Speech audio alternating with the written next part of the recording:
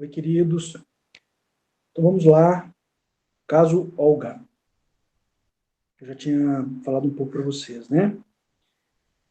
O caso Olga é um caso fictício, baseado em uma série de atendimentos que eu fiz, e fui coletando algumas informações, estruturando um pouco o caso, só para trazer uma visão mais empírica, mais palpável dentro da nossa realidade, sobre como funciona essa realidade da vida cotidiana, como funcionam os conceitos teóricos, os saberes, né, a objetivação do mundo, essas coisas, né? Bom, então, estou chamando aqui de Olga, nome que inspirado no atendimento do Fruit Spells. Olga na infância, era uma criança muito fechada, sem diálogo com os pais, sem muito contato com os pais, sem muita presença dos pais.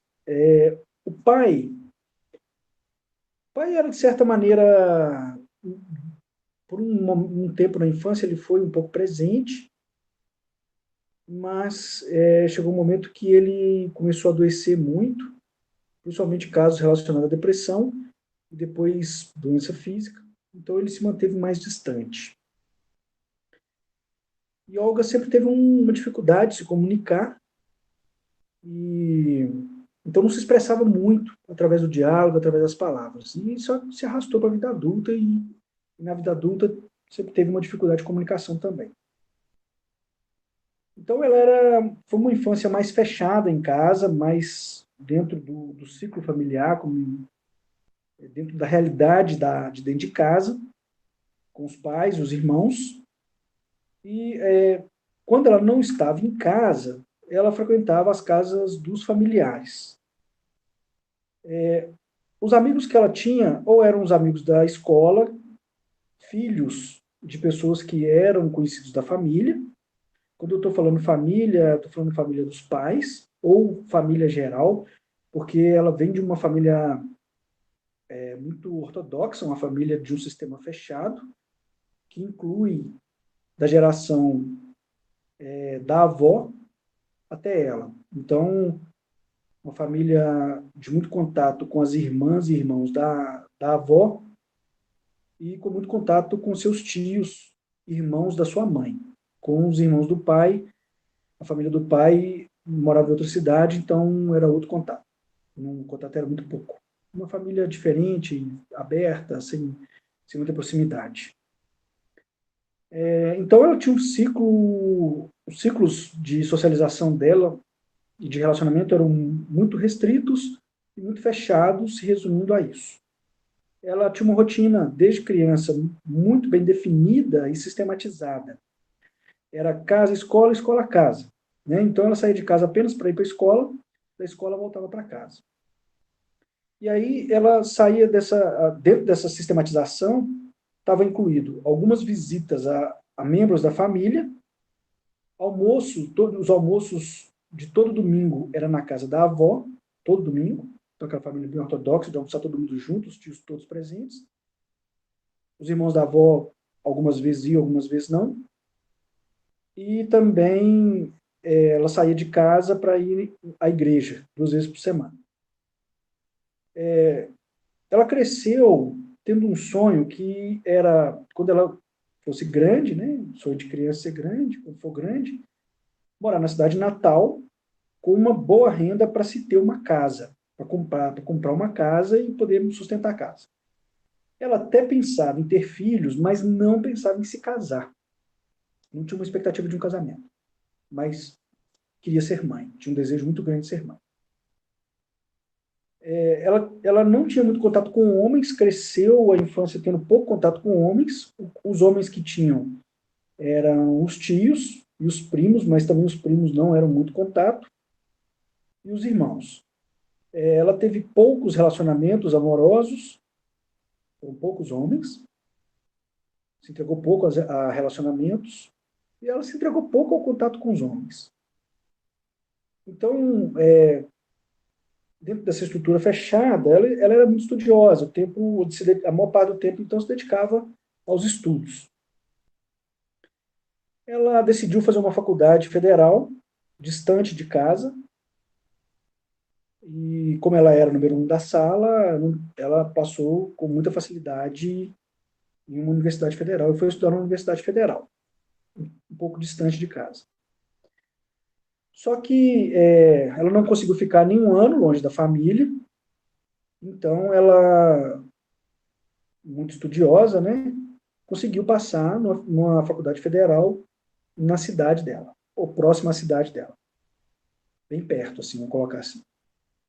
Ela até mudou o seu curso por causa disso, porque ela queria, então ela teve uma priorização de escolher um curso de uma faculdade federal que tivesse próximo à casa dela, não mais o curso que ela queria fazer.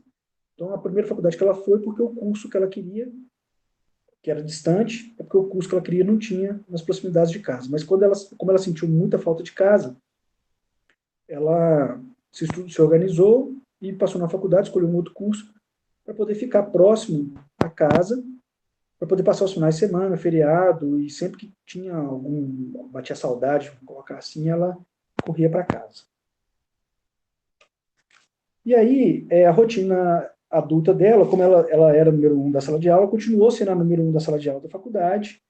Então, tão logo ela formou-se, ela conseguiu um emprego na cidade natal dela, um bom emprego, com um bom salário, que lhe permitia a ela poder comprar sua casa, estruturar sua casa e manter sua casa. Só que ela preferiu, no primeiro momento, morar com os pais e foi morar com os pais. E ficou, então, morando com os pais, juntando o seu dinheirinho lá. E aí ela repaginou, vamos colocar assim, a vida de infância para a vida adulta. Ela manteve a rotina da infância, só que agora, ao invés de casa e escola, era casa-trabalho. Então, ela saía cedo para trabalhar, voltava ao final da tarde. No tempo que sobrava à noite, uma vez ou outra ela fazia visita aos familiares, ouvia alguns dos amigos que eram amigos da infância. Ela tinha muita dificuldade de fazer novos amigos e novos contatos, e o ciclo de socialização dela também era muito restrito, né? Não saía de casa, só saía para essas visitas familiares. Então, ela continuou com os mesmos amigos da infância, maioria mulheres, que também, dentro do seu parentesco com as primas e tudo. Continuava com os almoços de domingo e continuava com a ida na igreja. E aí, na igreja, ela conheceu um homem que era uma pessoa de bom coração, uma boa pessoa, simples, uma pessoa romântica, uma pessoa inteligente, muito parecida com a Olga. Né? Ela também era uma boa pessoa, estudiosa, inteligente, de bom coração, romântica, inteligente. E, né, por estar nessa vibração, ela atraiu alguém nessa mesma frequência. Então, eles tiveram um namoro de uns 4 ou 5 anos, muito tranquilo, com muito companheirismo, com muito romance, com muito amor, com muita intensidade, com muito carinho. É um amor, um relacionamento que proporcionava crescimento aos dois, onde um cuidava do outro, onde um tinha admiração pelo outro. Então, era sem briga, né? Era um relacionamento tranquilo, embora eles se vissem pouco. Os encontros eram aos finais de semana, porque ela tinha a rotina como prioridade. Então, ela tinha o trabalho como prioridade, os encontros com a família como prioridade, e aí, quando sobrava tempo, ela encontrava com o namorado. O namoro se desenvolveu bem, e então decidiram se casar. No primeiro momento, embora a família gostasse do namorado, a família não apoiou o casamento, porque é uma família ortodoxa, uma família, né, fechada, então tem uma dificuldade de aceitação de novos membros. Só que como uma família que não, com uma dificuldade de comunicação mais profunda, mais íntima, não apoiou, mas também não ficou falando para não casar nem nada disso não. E aí, após o casamento, ainda que não tivesse brigas no casamento, Olga começou a ficar muito fria e distante. Ele tentava conversar, só que ela tinha dificuldade de diálogo, não conseguia conversar muito, e começou a desenvolver uma dificuldade muito grande de afeto e de aproximação com o marido. E após 3 meses, sem nenhum evento que justificasse, ela pediu separação. Então, a gente percebe que, dentro do que a gente vem estudando, não há na relação entre o casal objetos, conceitos teóricos, saberes e elementos que justifiquem a separação. Não há um evento no casamento que também justifique a separação, muito pelo contrário. Os eventos do casamento justificavam o estar junto. Então, o que justifica, dentro da história, da realidade cotidiana da Olga, a necessidade da separação? Aí a gente precisa voltar um pouco nos saberes que Olga detinha, né, nos conceitos teóricos que ela tinha, para poder compreender de onde vem essa decisão. A gente precisa, então, compreender a formação dos conhecimentos para a construção dos saberes que Olga tinha em relação a relacionamentos, a homens, para poder compreender a decisão de separação. Aí, a gente precisa voltar até onde dentro dos elementos que eu obtive, da proximidade de contato que ela tem para a formação de saberes de conhecimento, que estão dentro dela para justificar essa verdade da necessidade de separação, a gente volta na bisavó. Eu vou chamar aqui, então, de bisavó e bisavô, tá? Para poder fazer a referência às pessoas, e de avó e avô para fazer referência entre os casais, para não ficar confuso. A bisavó tinha um pai muito agressivo, né? O tetravô, então, da Olga era muito agressivo, batia muito nos filhos e também batia muito na bisavó. Então, era um marido agressivo para a bisavó da Olga. A avó da Olga, filha dessa bisavó, era uma espécie de confidente da bisavó, da mãe dela, né? Então, a avó da Olga, e aí essa avó já é a avó dos almoços do final de semana, então é uma pessoa que Olga tem muito contato, né, dentro do fechamento da família, dentro do apego à família. Essa avó da Olga, que era confidente da sua mãe, da bisavó, da Olga, escutava muito sobre agressão masculina. A bisavó desabafava muito com a avó da Olga. As agressões que passava, tanto que passou do pai dela, do tetravô, quanto do marido, do bisavô da Olga. Então, a avó da Olga cresceu escutando as coisas que a mãe dela falava para ela, que a bisavó que a tetravó da Olga falava para a bisavó, e vendo e sentindo também a agressão do masculino na experiência, apanhando muito. E aí, a gente vai percebendo, então, que a bisavó, ela tem um marido agressivo, né? Que não era um bom marido. Então, a bisavó da Olga desenvolve um ódio ao masculino, seja pelas experiências com o pai, de agressão, e seja pelas experiências com a mãe, de escutar as agressões que a mãe sofria do próprio pai e também do próprio marido. Então, a bisavó da Olga acabou batendo muito nos filhos para despejar a raiva. E aí ela batia muito nos homens.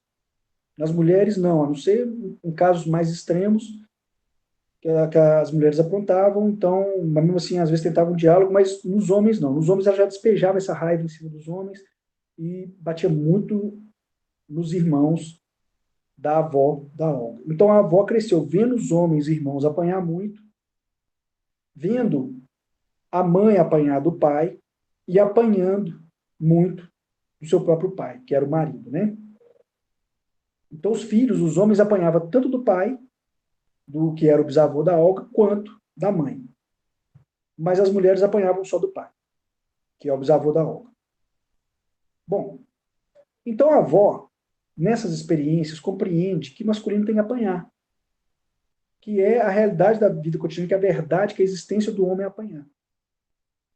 Ela consegue um bom marido, uma pessoa dedicada ao casamento, uma pessoa que venceu as dificuldades na vida e criou os filhos, sustentou a família. Então ele era um bom marido, carinhoso, dedicado. Tinha, claro, seus defeitos, mas não eram defeitos graves, eram defeitos normais, né? Todo mundo tem. E eles tiveram 5 filhos, 3 homens e 2 mulheres. O avô de Olga, então, ele era um homem íntegro, e só que ele era muito criticado. Não tinha motivos fortes para a crítica, eram os motivos normais que todo ser humano tem, uma dificuldade aqui, outra ali, mas as críticas sempre, sobre o avô da Olga sempre foram muito fortes. A avó da Olga, né, que é a esposa dele, sempre criticou muito fortemente ele, e sempre criticou muito fortemente os filhos, principalmente os homens. Mas existia um discurso de uma família unida, que a família era feliz e que família é tudo. Embora houvesse muitas críticas, também existia esse discurso típico de uma família ortodoxa de um sistema fechado. Então, a avó da Olga tinha muita negação pelos homens. E o avô da Olga, então, era muito criticado e era uma crítica pela crítica, era uma crítica consequência dessa negação, para externalizar, para fazer existir essa negação. Era uma espécie de não aceitação. A avó fazia isso tanto com o marido, com o avô da Olga, quanto com os filhos.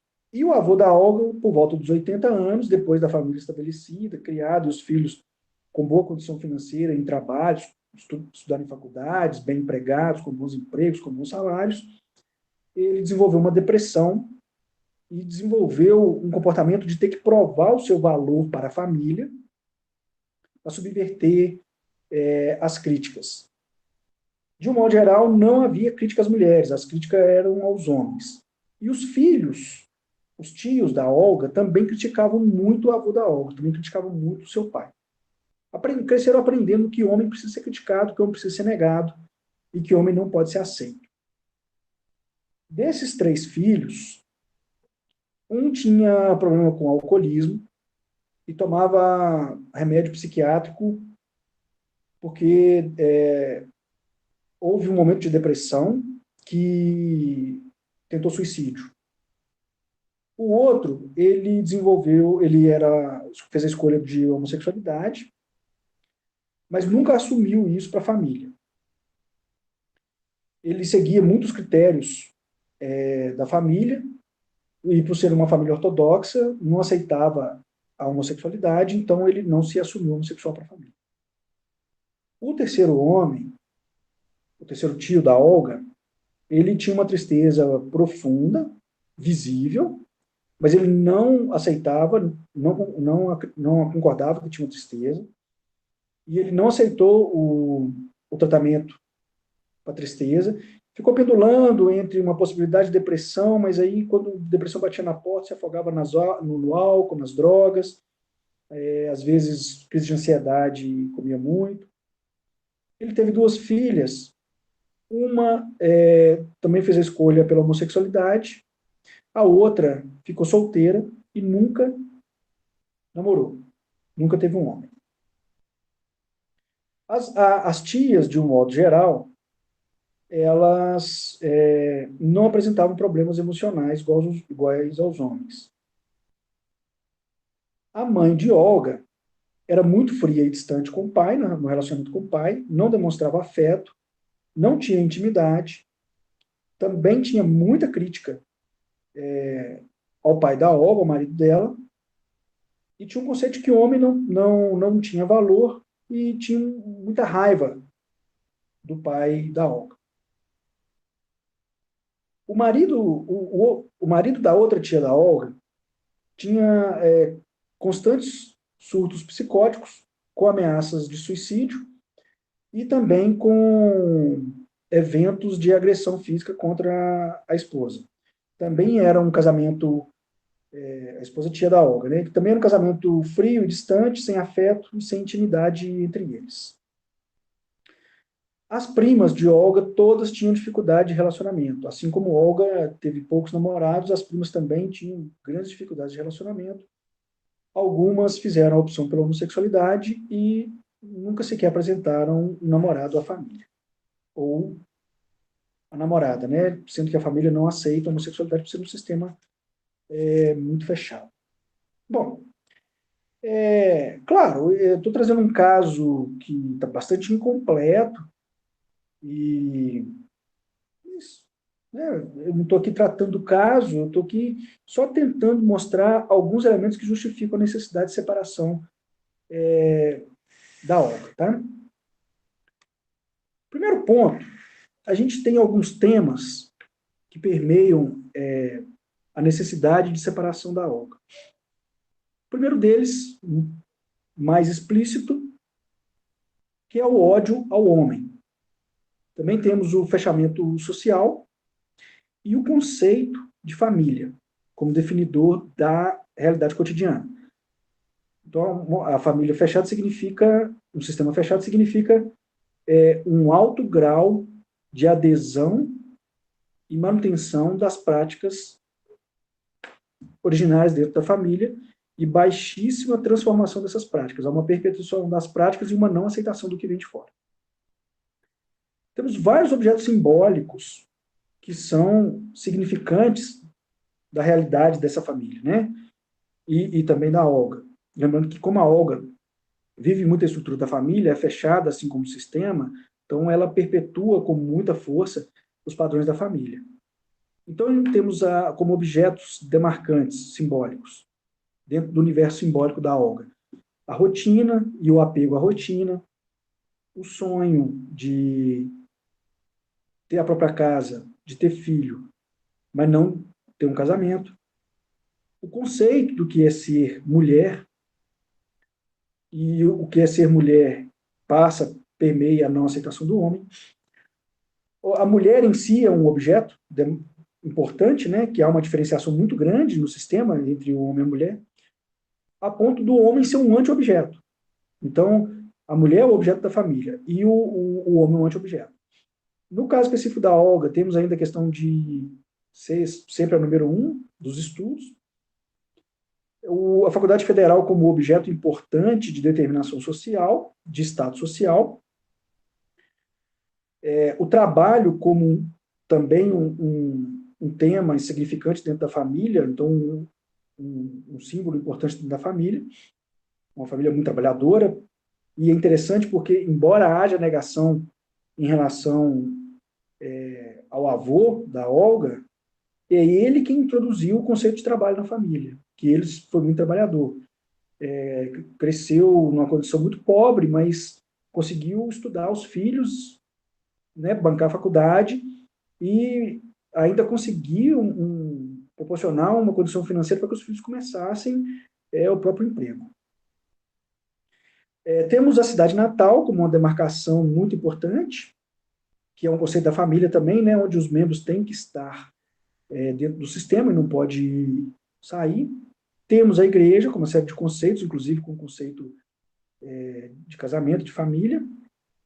Os almoços aos domingos, a necessidade da casa, os pais agressivos como símbolos demarcantes da realidade, as agressões como símbolos demarcantes e as críticas. Dentro esse universo simbólico que eu falei agora definem e estruturam conhecimentos específicos e esses conhecimentos, o conjunto desses conhecimentos vão traduzir saberes ou conceitos teóricos sobre o que deve ser a vida, sobre o que deve ser a verdade, sobre como deve ser a conceituação do mundo. E lembrando que, uma vez que a gente define o conceito do pensamento, a gente coloca isso em prática e define as práticas. Então, como conceitos teóricos, como saberes, a gente tem que o homem é agressivo, ponto. E aí não tem, é fechado, não se abre. Qualquer homem é agressivo. No caso do avô de Olga, por exemplo, que não era um homem agressivo, ele era muito criticado, que era crítica pela crítica, porque precisava criticar, como ele não dava muita justificativa para ser considerado um mau homem, Aí a crítica é inventada, né? Então se inventam as críticas para poder justificar a necessidade que ele fosse um mau homem. Ele não era. Mas então ele era muito criticado e negado para que houvesse a produção conceitual de que ele não fosse um bom homem, para justificar a necessidade de que homem não presta, e de ódio ao homem presente no conceito do sistema sobre o que é ser um homem. Até, inclusive, que vai colocar o homem enquanto anti-objeto. Que se o homem for bom homem, ele vai deixar de ser anti-objeto, né? Tem um conceito de que masculino tem que apanhar, e a avó presenciou isso de uma maneira muito forte, né? Tanto vendo os irmãos apanhando, quanto vendo também o ódio da mãe, né, da bisavó da Olga, em relação ao homem. Era uma agressão emocional, não era uma agressão física, mas era uma agressão emocional, então é uma forma simbólica de apanhar, né?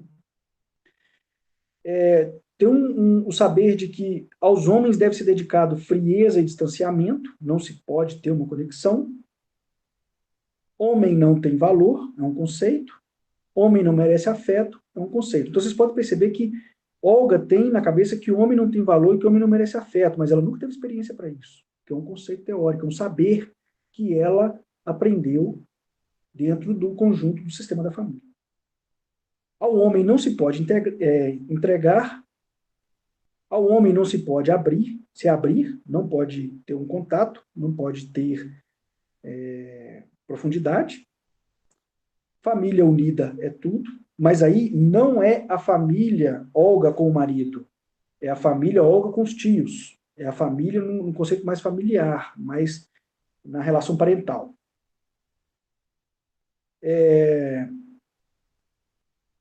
Então, vocês podem perceber que temos aí uma série de conceitos que ajudam Olga a tomar a decisão da separação.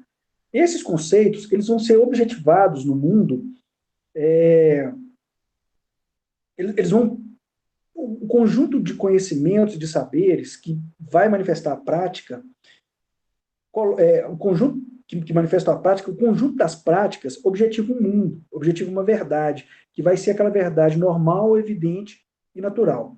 E que verdade é essa, então? O que é o mundo da Olga? É o mundo que tem que odiar os homens, não importa que homem que é, porque homem merece ódio. Homem não se pode conectar com eles. Homem tem que agredir. Homem não se pode entregar a ele. Homem se tem que negar o tempo inteiro. Não se pode estar com os homens. Não se pode ser homem. E eu não preciso do homem. Então, essa objetivação de mundo é que faz Olga tomar a decisão da separação. Ela não tem experiência prática que justifica o pedido de separação. Muito pelo contrário, o casamento é bom. Se ela fosse tomar as experiências que ela tem, ela teria que fazer a manutenção do casamento. Só que ela tem poucas experiências. Então, os saberes que ela tem não são saberes empíricos, são saberes conceituais. São sentidos, entendimentos, interpretações e conclusões sobre o que é o mundo, sobre o que é o homem, sobre o que ela tem que ser, que vem dentro dos conceitos da família, passando de geração para geração. Aí vocês vão ver, por exemplo, que quando ainda está na bisavó da Olga, ainda é um processo de hábito, de tipificação recíproca. Quando vem passando ao longo das gerações, vai virando uma institucionalização, vai se institucionalizando. Então, o ódio ao homem é institucionalizado no sistema. Esse mundo objetivado, normal e evidente de ódio aos homens, é o mundo institucionalizado dentro do sistema, que vai sendo transmitido de geração a geração através desses conceitos teóricos que são legitimados em cada geração, e são colocados como verdades absolutas. E aí não se questiona, né? Até mesmo porque é um sistema muito fechado, e em sistemas fechados não há muito questionamento. O fato de Olga ter sido muito fechada e presa às rotinas significa que ela teve pouco contato com saberes. E aí isso não permite a ela construir outras coisas. Então, ela está presa a esses conceitos que ela foi desenvolvendo ao longo da vida. E se ela tivesse contato com outras coisas, se ela tivesse mais amigas, por exemplo, e conversasse com as amigas sobre o que é um casamento com um homem, isso já traria para ela novos contatos, novos saberes, novos conceitos, para ressignificar a questão do homem. Mas como ela era muito fechada, ela teve pouquíssimo contato com saberes que pudessem ressignificar essa verdade produzida dentro do sistema dela e que ela foi introjetada, institucionalizada dentro da Olga através dos conhecimentos transmitidos, legitimados. A questão dos homens muito feridos é porque são homens com o emocional muito destruído, muito negado, com muita crítica, muito agredido, muito combatido. Então foram homens que foram adoecendo ao longo do tempo. Daí uma necessidade até do suicídio como escapatória do sistema, como uma forma de se livrar das agressões. É interessante que a bisavó de Olga casa com um homem agressivo, assim como o pai. Na constelação familiar, isso é uma forma de fidelidade ao pai, é uma forma de manter o pai vivo e de justificar o homem agressivo. Então, ela tem tanto o conceito formado do ódio com o homem que ela arruma um homem, ela se casa com um homem que vai dar para ela a justificativa necessária para fazer a manutenção do ódio.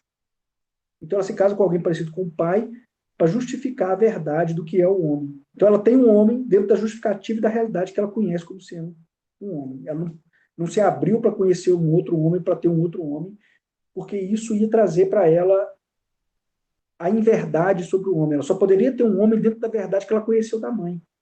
Se ela tivesse um homem diferente da verdade que ela conheceu da mãe, não seria homem, seria uma mentira. Então, ela perpetuou a verdade da mãe.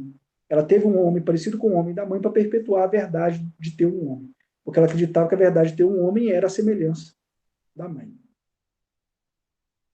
As críticas ao avô de Olga é uma maneira de justificar bem assim como a bisavó da Olga fez. Só que a bisavó da Olga fez com um homem que dava por si só justificativa. O avô de Olga, ele não dava justificativas, porque ele era um bom homem. Então, foi construído as críticas e a negação para poder justificar o que era a verdade do homem no sistema. E o não assumir a realidade a homossexualidade dentro do sistema era para não romper a realidade cotidiana. Então, a realidade cotidiana é aquilo que o Berg Luckmann vai falar, que ela é normal, ela é evidente, ela é natural. Ela é a faticidade compulsória. Ela não requer comprovação.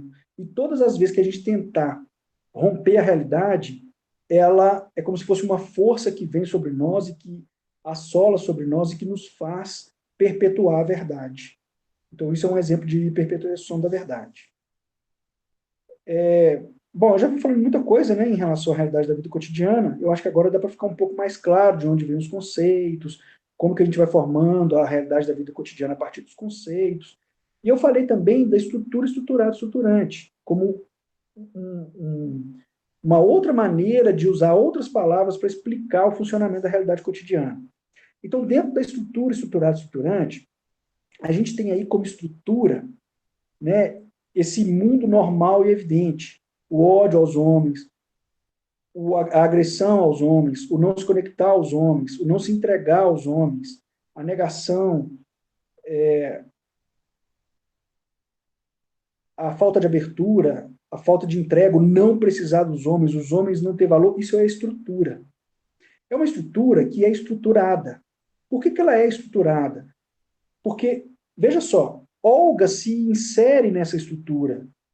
É uma estrutura que existe há 3 gerações atrás de Olga. A bisavó, a avó, né, começou a construção com a avó perpetuou, a mãe perpetuou e Olga está dentro perpetuando a estrutura. Então, é uma estrutura que ela começa a ser estruturada pela bisavó de Olga. Mas a avó de Olga mantém a estrutura. Ou seja, continua estruturando a estrutura, continua fazendo a manutenção da estrutura. A mãe de Olga também continua, Olga continua também. Então, as mulheres de todo o sistema estruturam essa estrutura. Então, essa estrutura, ela é estruturada pelas mulheres, ela é construída pelas mulheres, ela é produzida pelas mulheres, e não só pelas mulheres, como também pelos homens, porque os homens também têm problema de autoestima, eles sentem que eles não têm valor, eles criticam o pai, criticam uns aos outros, eles também têm uma concepção de que o homem não merece afeto, que o homem não se pode estar junto. Então, os homens também fazem essa perpetuação. E, ao mesmo tempo, ela é estruturante, porque percebam que esse é um conceito desenvolvido pela bisavó da Olga, mas que é transmitido para a família pela avó da Olga. Então, essa estrutura, ela é estruturante de todas as gerações. Ela é estruturante da avó da Olga, dos filhos da avó da Olga, das tias da Olga, das primas da Olga, da própria Olga.